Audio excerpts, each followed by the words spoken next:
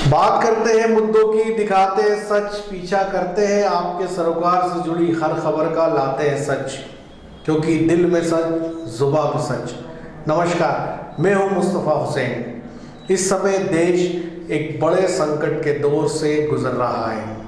सबसे ख़ास बात यह है कि मौत से सबको डर लगता है और जीवन का आनंद भी तभी होता है जब मौत सर पे नाचती है। शायद हम 130 करोड़ हिंदुस्तानियों को हमारे जिंदा होने का एहसास बेहतर हो रहा होगा जब हमारे दरवाजे को कोरोना खटखटा रहा है। आज भीलवाड़ा जो समीपस्थ राजस्थान है, वहाँ के आसपास के इलाकों में लॉकडाउन हो चुका है। भीलवाड़ा में पूरी तरह कर्फ्यू लगा दिया गया है। वहीं चित्तौड़, उदयपुर जैसी जो जगह है जो हमारे नज़दीक है, जहाँ सैलानी आते हैं, ख़ास तौर पे उदयपुर वो जगह है जहाँ पे पिछले महीने करीब 10,000 सैलानी आकर गए हैं। हम जो नीमच के रहवासी हैं, हम लोगों का चित्तौड़, उदयपुर, भीलवाड़ा आना जाना फ्रिक्वेंटली होता रहता है, लेकिन अब प्रवास पूरी तरह बंद है। बसें बंद कर दी गई है, आना जाना पूरी तरह बंद हो गया है। अभी कुछ दिनों पहले कासल बीजापुर जो जगह है, वहाँ एक जर्मनी का ट्रिप आया हुआ था, उसमें एक सैलानी की मौत हो गई, जिसकी अभी जांच की जा रही है। अभी पता नहीं चल पाया है कि कासल बीजापुर में जो जर्मनी का जो सैलानी आया था उसकी मौत क्यों हुई।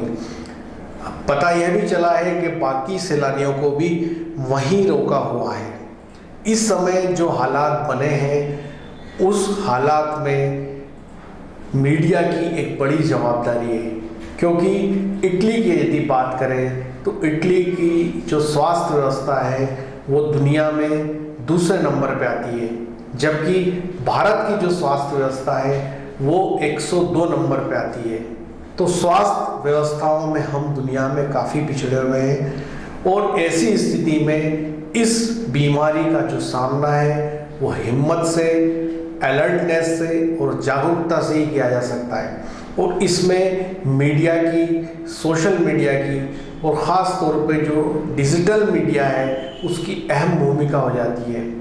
और वो ये कि हम अफवाहें ना फैलाएं, खबरों को सावधानी से प्रसारित और प्रचारित करें। दूसरी बात यह है कि इस पूरे अभियान में जो इन दिनों जो कुछ व्हाट्सएप मैसेजेस वायरल हो रहे हैं और ये हो रहे हैं कि पूरे देश में लॉकडाउन कर दिया जाएगा, पूरे देश में कर्फ्यू हो जाएगा, राशन पानी नहीं मिलेगा, घरों में राशन और दूसरे अन्य साधन संसाधन जमा कर ले, तो जो लोग रुपए पैसे वाले हैं, जो धनी लोग हैं, वो ये अरेंजमेंट कर पाएंगे, लेकिन जो गरीब लोग हैं, जो रोज़ गड्ढा खोदते हैं, रोज़ पानी पीते हैं, उनके लिए मुश्किल का काम है। ऐसी स्थिति में ऐसी अफवाहों से बचें और जमाखोरी से बचें। दूसरों का ख्याल हम लोगों को रखना है, कंधे से कंधे मिलाकर चलना है। दूसरी खास बात यह है कि विपदा की इस घड़ी में वॉइस ऑफ एमपी भी आम लोगों के साथ कंधे से कंधा मिलाकर खड़ा है। पूरे क्षेत्र में कहीं भी इस तरह की महामारी को लेकर कोई सूचना हो, किसी भी प्रकार की मदद की आवश्यकता हो, प्रशासन को सूचना देने की आवश्यकता हो, तो वॉइस ऑफ एमपी के तमाम जो उपलब्ध नंबर है, उनके जो रिपोर्टर्स के नंबर है, उन पर आप फ़ोन कर सकते हैं और जानकारी दे सकते हैं।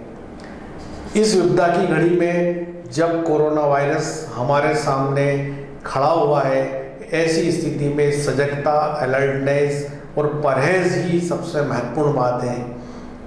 हम लोग इकट्ठा ना हो, ऐसी भीड़ इकट्ठी ना करें जहाँ पे इस वायरस का संक्रमण हो। ख़ास तौर पे कई लोग जो काढ़ा वितरण कर रहे हैं या कुछ इस तरह के आयोजन करते हैं, उससे परहेज़ करें। यदि उनको किसी प्रकार की दवाई या काढ़ा लोगों तक पहुंचाना है तो वे घर घर जाकर उसको बांटें। किसी चौराहा या नुक्कड़ पे लोगों को इकट्ठा करना घातक हो सकता है।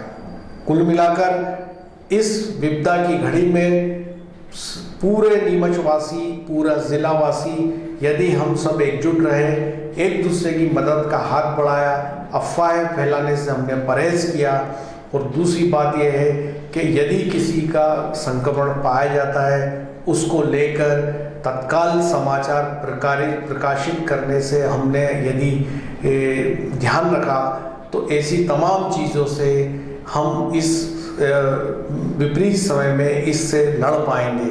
दूसरी खास बात यह है कि आम तौर पे जब गर्मी का मौसम आता है तो हम लोगों को पहले ही पसीने छूटने लगते हैं और हम ये सोचते हैं कि कब गर्मी का सीज़न कब जाएगा। लेकिन इस बीमारी को ख़त्म करने की सबसे अहम चीज़ है वो गर्मी। जैसे जैसे गर्मी बढ़ेगी ये बीमारी के पांव उखड़ने लग जाएंगे, ये संक्रमण कुदरत अपने आप ख़त्म कर देगी। तो जिस गर्मी से हमारे पसीने छूटते हैं वही गर्मी अब हमें जीवन देगी, और हमें ये दुआ हमेशा करनी चाहिए कि कुदरत अपनी ताकत दिखाए। जैसे जैसे गर्मी बढ़ेगी ये बीमारी से हमें निजात मिलेगी। इस समय हमारे स्टूडियो में हमारे दो खास मेहमान मौजूद हैं। कोरोना ने नीमच ज़िले में आहट दे दी है, और अभी कुछ देर पहले पता चला है कि सिंगोली में 3 संदिग्ध मरीज पाए गए हैं जिनको ज़िला अस्पताल नीमच में रेफ़र किया जा रहा है। इस समय हमारे न्यूज़ रूम में 2 ख्यातनाम डॉक्टर मौजूद हैं। मेरे दाईं तरफ है डॉक्टर विपुल गर्ग जो नीमच में प्रैक्टिस करते हैं, बड़ा नाम है, और मेरी बाईं तरफ जो है डॉक्टर ज़ुबैर अहमद जो यूएई शारजाह में जो है अपनी सेवाएं दे रहे हैं। वो इन दिनों वे नीमच में हैं, और दोनों डॉक्टर्स से जानेंगे कि कोरोना के बचाव का क्या तरीका है और कैसे जो है ये जो महामारी जो है इस समय जो दस्तक दे रही है इससे बचा जा सकता है। विपुल जी बताएं कि क्या तरीका हो सकता है, जो खौफ फैला हुआ है इस बीमारी को लेके, लोगों में दहशत है, तो क्या ख़ास बात है जिससे लोगों को इससे बचाया जाए? जी, सबसे पहले तो मैं ये कहना चाहूँगा कि कोरोना वायरस से खौफ न खाएं, दहशत में नहीं आए, क्योंकि दहशत और खौफ में इंसान अपनी सूझबूझ खो बैठता है और ऐसी चीज़ें करता है जो उस चीज़ को और बढ़ावा देती है। कोरोना वायरस गंभीर इसलिए नहीं है क्योंकि इसमें मोर्टेलिटी रेट बहुत हाई है, पर गंभीर इसलिए है क्योंकि ये फैलता बहुत तेज़ी से है। इसके लिए सबसे महत्वपूर्ण जो है एक पंच लाइन जो मैंने बनाई है वो है हाथ धोएं और कोरोना रोएं। निरंतर अपने हाथ धोएं क्योंकि ये हाथ के जरिए फैलने वाला है बहुत तेज़ी से। और दूसरा, गैदरिंग्स नहीं करें, इकट्ठे नहीं हो एक ही जगह पर। जितना ज़रूरी हो उतना ही घर से बाहर निकलें, अपने को घर में कैद करके रखें ताकि इसके संक्रमण में नहीं आए। इसका कोई निश्चित इलाज इस वक्त मौजूद नहीं है, सबसे उचित इलाज जो है वो बचाव ही है। ज़ुबैर साहब, आप तो यूएई में काम करते हैं, अभी वहाँ से आए, वहाँ की चिकित्सा व्यवस्था और यहाँ की चिकित्सा व्यवस्था में काफ़ी फ़र्क है, और अभी आप भी यहाँ पे सब जो चल रहा है वो देख रहे हैं, महसूस कर रहे हैं। तो यहाँ की जो व्यवस्था है हेल्थ की, उसके मद्देनज़र किस तरह के अवेयरनेस की आवश्यकता आप देखते हैं, किस तरह से लोगों को इससे बचाव किया जा सकता है? जैसा कि बिल्कुल आपने दुरुस्त फरमाया कि यूएई में जो मैक्सिमम पॉपुलेशन है वो सभी लोग एक्सपेक्ट्स हैं, बाहर की कंट्रीज़ के लोग हैं और सभी एजुकेटेड लोग हैं। दूसरा, पॉपुलेशन बहुत कम है वहाँ की, सिर्फ कहा जाए तो 1 करोड़ के आसपास। और तीसरा, गवर्नमेंट के लिए बड़ा आसान होता है छोटी पॉपुलेशन को रूल्स रेगुलेशन फॉलो करवाना, और जब पॉपुलेशन बहुत एजुकेटेड है तो वो भी बड़ी आसानी से सारे रूल्स रेगुलेशन को फॉलो करती है। दूसरी ओर अगर हमारी कंट्री का देखा जाए, इंडिया का, तो सेकंड लार्जेस्ट कंट्री है पॉपुलेशन के हिसाब से, और लिटरेसी के हिसाब से भी हम उतना एडवांस नहीं है अभी। तो इस वक्त पब्लिक अवेयरनेस सबसे ज़्यादा इम्पोर्टेंट रोल प्ले करती है, क्योंकि ये जो कोरोना वायरस कोविड-19 डिजीज़ है इसका भी डेफिनेट कोई ट्रीटमेंट नहीं है, मगर जैसा कि मेडिकल साइंस में कहा जाता है कि prevention is better than cure, तो बचाव ही सबसे उत्तम इसका इलाज है। उसके लिए जैसे कि प्रधानमंत्री मोदी जी ने भी अभी बताया है कि हमें संडे के दिन जो है 7 to 9 सेल्फ लॉकडाउन करना है, तो ये बेस्ट मेजर है। जब तक, क्योंकि सिर्फ कोरोना वायरस जो है ह्यूमन टू ह्यूमन स्प्रेड, किसी भी व्यक्ति से दूसरे व्यक्ति में ही स्प्रेड होता है। बहुत सारी भ्रांतियाँ फैलाई गई कि ये चीज़ खाने से भी फैल रहा है या वो चीज़ खाने से फैल रहा है, तो इस वक्त वो चीज़ नहीं है। पहला वायरस किसी भी एनिमल से आ सकता है जूनोटिक डिजीज़ होने की वजह से, मगर एक बार जब ह्यूमन शरीर में आ चुका है तो उसके बाद इसका सिर्फ ह्यूमन टू ह्यूमन स्प्रेड होता है। अगर मुझे कोरोना है तो आप दोनों को इस न्यूज़ रूम में जितने भी लोग हैं उन सबको हो सकता है। इसमें खाने पीने की चीज़ों का भी कोई लेना देना नहीं है। तो हमें सारी वो चीज़ खाना चाहिए जो हमारी प्रतिरोधक क्षमता को बढ़ाती है, क्योंकि वायरस से फाइट करने के लिए शरीर की खुद की प्रतिरोधक क्षमता सबसे इम्पोर्टेंट है। और ये वायरस की, जैसा कि डॉक्टर साहब ने बताया कि मोर्टेलिटी बहुत कम है, लेस देन 2%। इससे कहीं ज़्यादा मोर्टेलिटी जो दूसरी डिजीज़ है, डेंगू है, मलेरिया है, उनमें अक्सर देखने को पाई जाती है। तो इतना घबराने की बिल्कुल भी ज़रूरत नहीं है। और सबसे ज़्यादा मोर्टेलिटी जो देखने में आ रही है जो ओल्ड एज के पेशेंट हैं 70 या 80 ईयर्स अबोव, उन लोगों में, क्योंकि प्रतिरोधक क्षमता बहुत कम होती है। और दूसरा उसके साथ में अगर उनमें कोई दूसरी बीमारियां भी हैं, जैसे किडनी प्रॉब्लम है, डायबिटीज़ है, इन और कोई कैंसर पेशेंट है, तो उनकी प्रतिरोधक क्षमता ऑलरेडी बहुत कम होती है। तो उन लोगों में वायरस सबसे ज़्यादा अपना विकराल रूप दिखाता है। बिल्कुल जी, जो ये बीमारी की बात की जा रही है, अब जैसा कहा जा रहा है कि सर्दी खांसी के जो पेशेंट हैं वो अब ख्याल रखें, मुंह पे कपड़ा लगाइए, इस टाइप से। तो सबसे पहली बात तो ये है कि ये जो इस कैसे पता लगेगा कि जो भी व्यक्ति हमारे सामने मौजूद है उसको उसके अंदर कोरोना हो सकता है, इसके क्या लक्षण खास तौर पे इसमें देखे जाते हैं? ये आपने बहुत अहम सवाल किया है। इसी की जागरूकता की कमी की वजह से लोगों में बहुत पैनिक फैला हुआ है।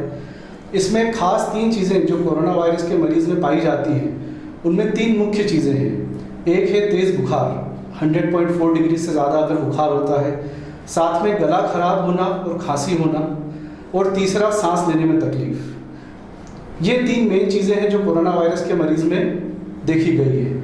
इसमें खास चीज़ ये बताने वाली है कि यदि आपको सर्दी जुकाम के अन्य लक्षण जैसे कि नाक बहना, छींकें आना, जो कि साधारणतः इन्फ्लुएंजा के अंदर, फ्लू के अंदर देखा जाता है, इस तरह के अगर सिम्टम्स हैं तो आपको ज़्यादा घबराने की ज़रूरत नहीं है, क्योंकि कोरोना वायरस के मरीज़ में इस तरह के सिम्टम्स बहुत ही कम मात्रा में देखने को मिले हैं।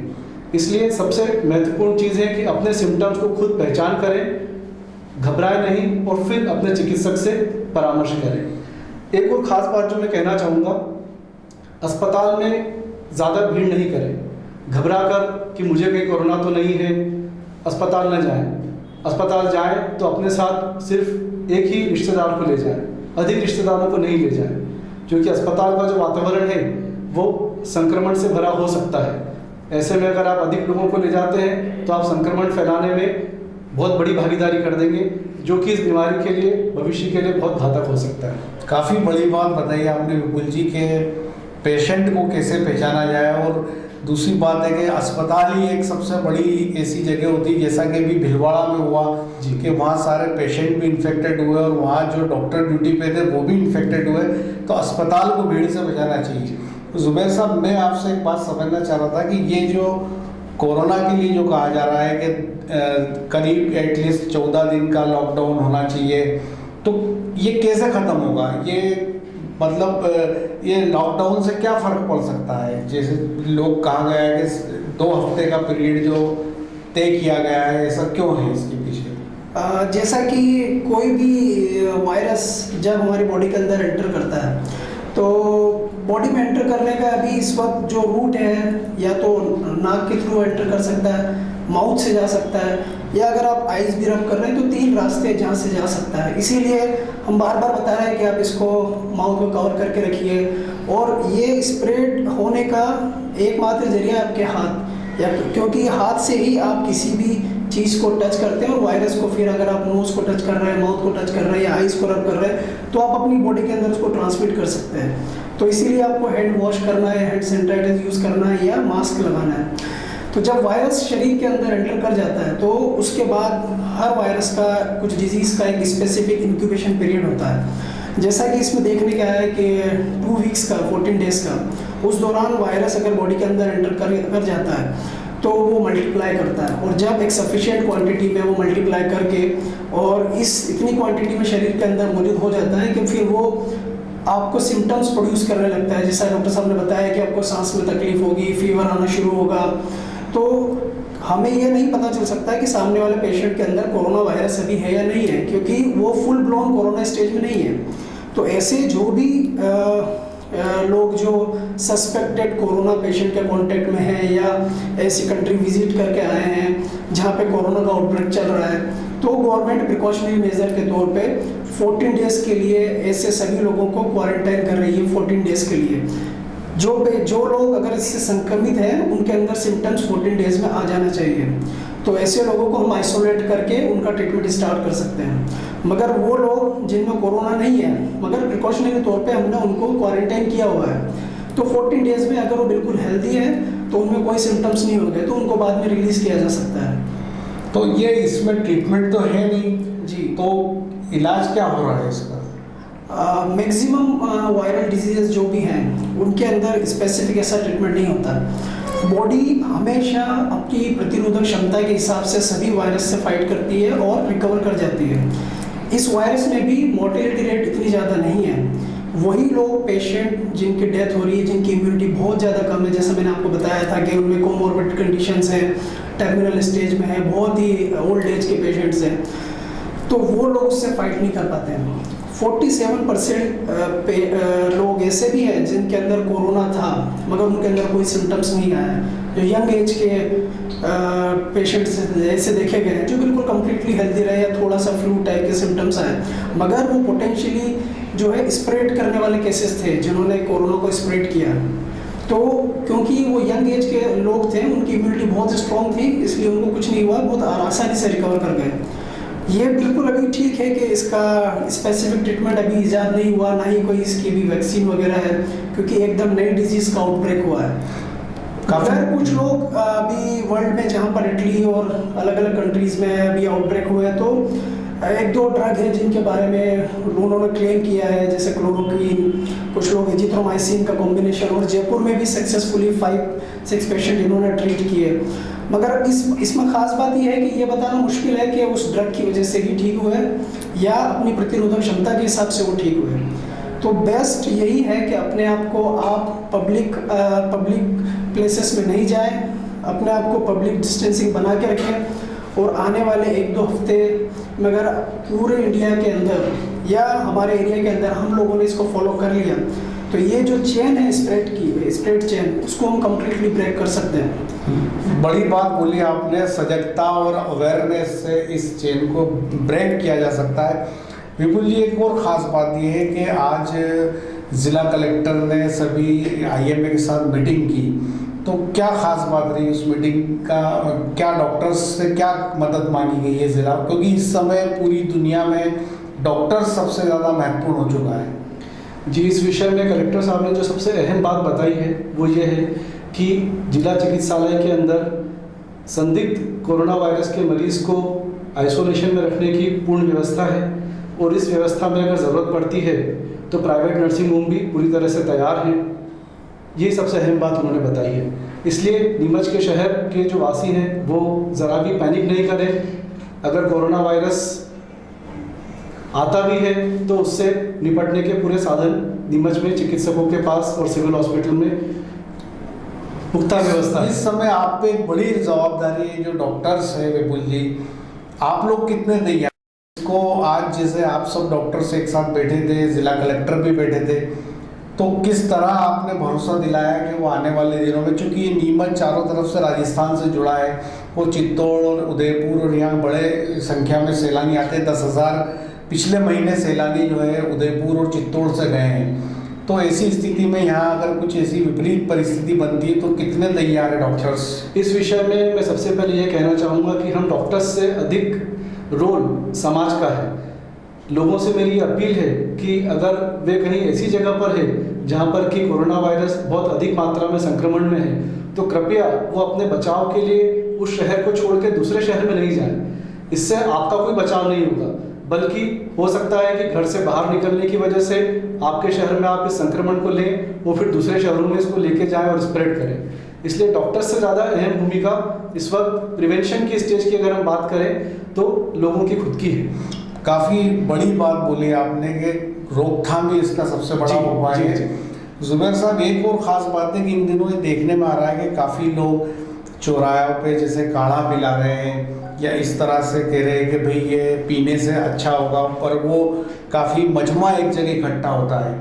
यदि काढ़ा पिलाना है तो हो सकता है उनको घर ले जाके बांट दे, तो क्या इसको सही माना जाता है? क्या इस तरह के काढ़ा पिलाने से या ये जो तरीके या मॉब इकट्ठा करना कितना घातक हो सकता है इस बीमारी के लिए? इस बीमारी में जो सबसे घातक चीज़ है वो है सोशल गैदरिंग। तो जहाँ भी सोशल गैदरिंग है वो वहीं से इसका स्प्रेड होना शुरू हो रहा है। और इसी वजह से हमारे प्रधानमंत्री जी ने संडे के दिन सेल्फ कर्फ्यू का जो उन्होंने बुलाया है, उनका मकसद ही यही है कि सोशल गैदरिंग नहीं हो। जो भी अगर ये काढ़ा पिला रहे हैं या कोई भी ऐसी चीज़ दे रहे हैं, तो मैंने जैसे आपको बोला कि प्रतिरोधक क्षमता बढ़ाने के लिए ऐसी कोई भी चीज़ जिससे आपको लगता है कि उससे शरीर की प्रतिरोधक क्षमता बढ़ेगी, वो आप लीजिए, अपने घर पे लीजिए। मगर इस तरीके से गैदरिंग करना तो बिल्कुल हानिकारक है इस बीमारी में। जो सबसे इम्पोर्टेंट चीज़ है, गैदरिंग रोकना बहुत ज़्यादा ज़रूरी है।